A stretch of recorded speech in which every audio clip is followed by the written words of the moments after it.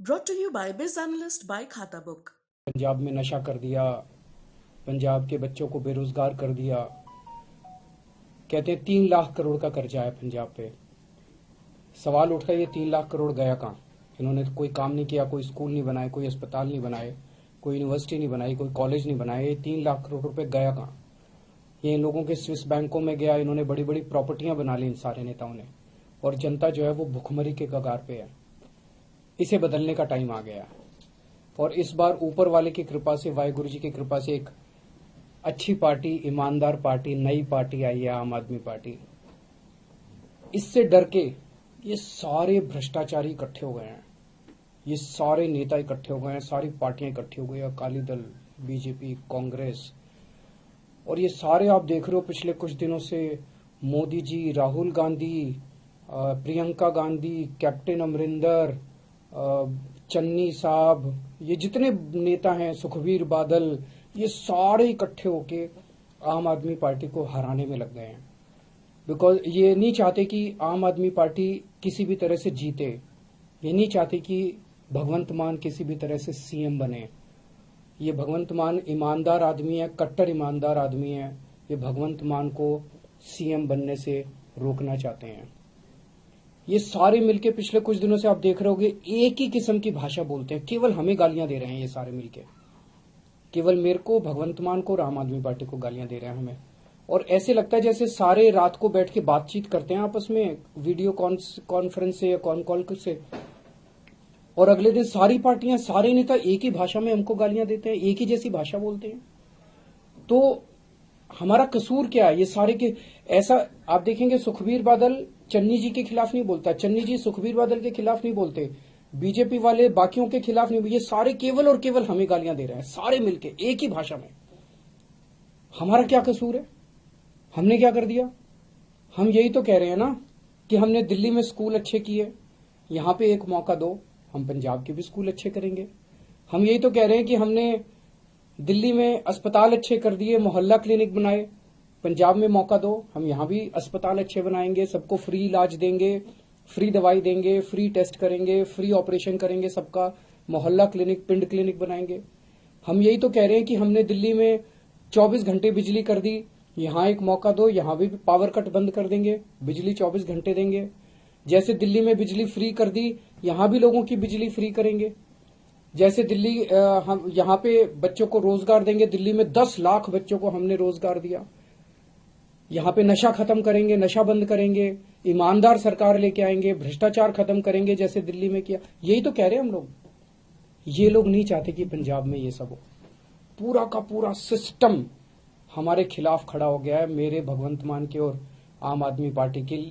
तो मैं पंजाब के लोगों से अपील करना चाहता हूं कि अगर ये सारे भ्रष्टाचारी इकट्ठे हो सकते हैं तो क्या पंजाब के 3 करोड़ पंजाबी इकट्ठे नहीं हो सकते? इस बार साढ़े तीन करोड़ पंजाबी इकट्ठे हो जाओ, और इस बार इस पूरे सिस्टम को हराना है। इन पूरी सारी पार्टियों को, ये पूरा जो सिस्टम है, अकाली दल का, कांग्रेस का, बीजेपी का, ये पूरा का पूरा सिस्टम इस बार अपने को हराना है। चाहे आप किसी भी पार्टी के हो, इस बार पंजाब के लिए वोट डालो, सारे इकट्ठे हो जाओ। 3 करोड़ पंजाबी मिलके इस बार ईमानदार सिस्टम लेके आएंगे, आम आदमी पार्टी लेके आएंगे, और भगवंत मान को सीएम बनाना है। मैं मीडिया के साथियों को खासतौर से बधाई देना चाहता हूं, शुक्रिया अदा करना चाहता हूं कि उन्होंने बड़ी मशक्कत करके और बड़ी मेहनत से इस पूरे चुनाव के दौरान, मैं देखता था जब हम रोड शो में जाते थे कैसे जीपों पे लटके रहते थे सारे पत्रकार, और कैसे बड़ी कठिन परिस्थितियों में आप सब लोगों ने बहुत अच्छा निष्पक्ष तौर पे आपने पूरा चुनाव प्रचार को कवर किया है सभी पार्टियों का। आप सब लोगों का भी बहुत बहुत धन्यवाद। अगर कोई प्रश्न है तो। सर, प्रधानमंत्री और उसके अलावा राहुल गांधी जो हैं, उनके बयान सामने आए, यहाँ पर हमला बोल रहे हैं एक खास बयान को लेकर, उस पर आपका क्या कहना है? ये जैसा मैंने कहा कि ये सारे इकट्ठे हो गए हैं। ये मोदी जी, प्रियंका गांधी, राहुल गांधी, चन्नी साहब, सुखबीर बादल, कैप्टन अमरिंदर, सिद्धू, ये सारे इकट्ठे हो गए हैं। और सारे ये क्या कह रहे हैं? पिछले कुछ दिनों से मैं देख रहा हूं ये क्या आरोप लगा रहे हैं। ये कह रहे हैं कि पिछले 10 साल से केजरीवाल देश के 2 टुकड़े करने का एक प्लान बना रहा है, षड्यंत्र बना रहा है कि देश के 2 टुकड़े करेंगे और उसमें से एक टुकड़े का प्रधानमंत्री मैं बन जाऊंगा। मतलब ये तो कॉमेडी है, ये तो हंसने वाली बात है। ये हो सकता है क्या? 10 साल से केजरीवाल एक प्लान बना रहा है कि देश के 2 टुकड़े करूंगा और मैं उसमें से एक का प्रधानमंत्री बन जाऊंगा। तो मैं पूछना चाहता हूं ये तो इसका मतलब मैं बहुत बड़ा आतंकवादी हो गया। तो ये इनकी सारी सिक्योरिटी एजेंसीज क्या कर रही थी? पिछले 10 साल में 3 साल तो कांग्रेस की सरकार थी। कांग्रेस वालों ने क्या किया? सो रहे थे वो लोग। 7 साल से बीजेपी की सरकार है, केंद्र में मोदी सरकार है। मोदी जी ने क्या किया? मेरे को गिरफ्तार क्यों नहीं किया? इनकी एजेंसीज क्या कर रही थी अभी तक? तो ये ऐसी हास्यास्पद बात है जिसको मतलब सुन के ही हंसी आती है। और शायद मैं दुनिया का सबसे स्वीट आतंकवादी होऊंगा जो लोगों के लिए अस्पताल बनवाता है, लोगों के लिए स्कूल बनवाता है, बुजुर्गों को तीर्थ यात्रा पे भेजता है।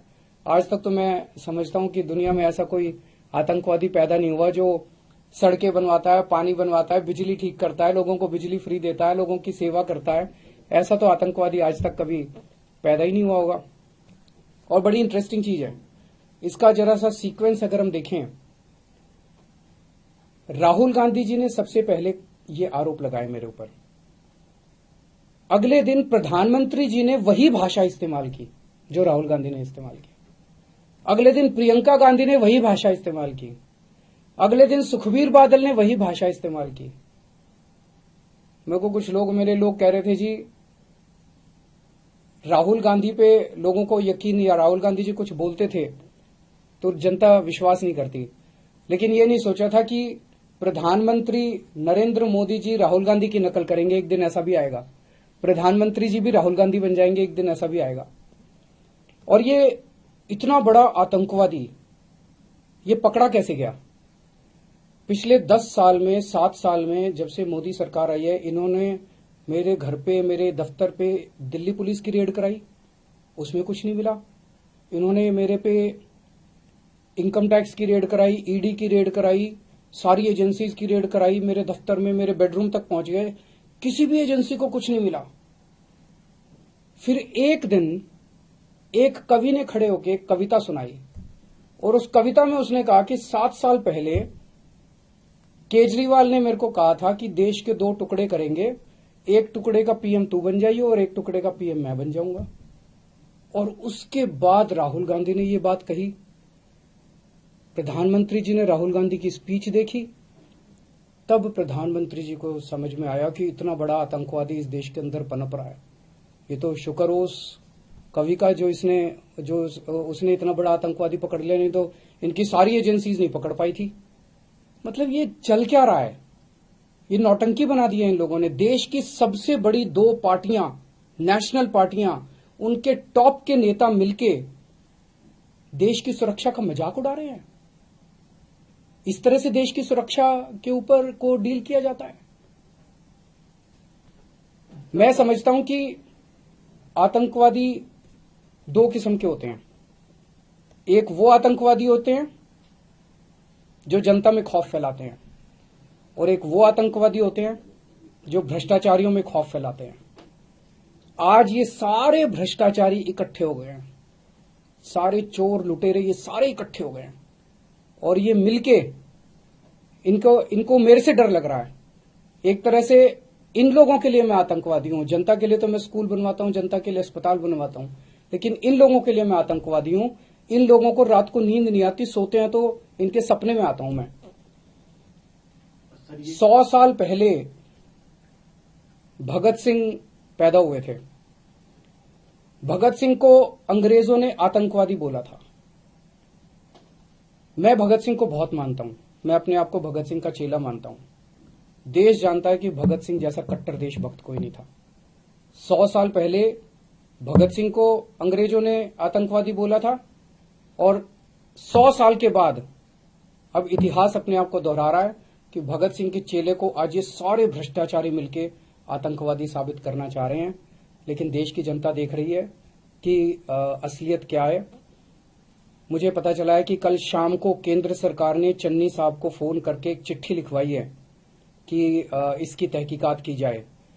तो अगले 1-2 दिन में मुझे खबर मिली है, एक ऑफिसर का फोन आया था कि अगले 1-2 दिन में एक एनआईए में एक एफआईआर दर्ज की जाएगी मेरे खिलाफ। सबका उन सारी एफआईआर का स्वागत है, लेकिन ऐसे इस तरह से अगर देश की सुरक्षा को केंद्र सरकार डील करेगी तो देश की सुरक्षा को लेके काफी चिंता होती है। सर, जिस तरह के आरोप इस बार लग रहे हैं वैसे ही पिछली बार भी लगे थे और एंटी पंजाबी तक आपको बोल देते हैं। चन्नी साहब बार बार कह रहे हैं कि भाई ये क्या कर लेंगे, यहाँ कैसे चला लेंगे सरकार, इस तरह के बयान आते हैं। इन्होंने कोई काम नहीं किया पिछले 5 साल में, तो अब केवल और केवल गाली गलौज की राजनीति, केवल और केवल आरोप प्रत्यारोप की राजनीति कर रहे हैं ये लोग। हम अपने काम गिना रहे हैं, हम पंजाब का विजन बता रहे हैं और ये लोग केवल आरोप प्रत्यारोप करते जा रहे हैं।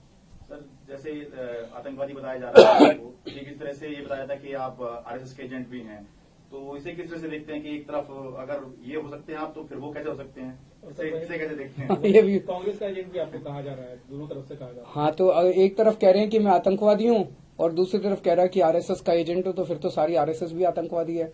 एक तरफ कह रहे हैं मैं कांग्रेस का एजेंट हूँ, तो फिर तो सारी कांग्रेस भी आतंकवादी है। एक तरफ कह रहे हैं मैं बीजेपी का एजेंट हूँ, तो कह रहे फिर तो सारी बीजेपी भी आतंकवादी है। मतलब मेरे को, लेकिन इस बात की, ये आरोप प्रत्यारोप तो चलते रहेंगे, मेरे को चिंता इस बात की है कि इन्होंने देश की सुरक्षा को कॉमेडी बना के रख दिया है। 7 साल से 10 साल से कह रहे हैं कि दिल्ली का मुख्यमंत्री आतंकवादी है, दिल्ली का मुख्यमंत्री देश के टुकड़े करने की प्लानिंग कर रहा था, और किसी एजेंसी को पता नहीं चला। उन्होंने सारी एजेंसीज ने मेरे घर पे रेड मार ली, मेरे दफ्तर पे रेड मार ली, उनको कुछ नहीं पता चला। एक दिन एक कवि ने उठ के एक कविता सुनाई और तब देश के प्रधानमंत्री को अचानक समझ में आया, अरे बाप रे, इतना बड़ा आतंकवादी देश के मेरी शहर में रह रहा था, मेरे को पता ही नहीं चला। जो भला उस कवि का जो उसने कविता लिख दी, वो कविता नहीं लिखता तो फिर तो किसी को पता ही नहीं चलता इस देश में।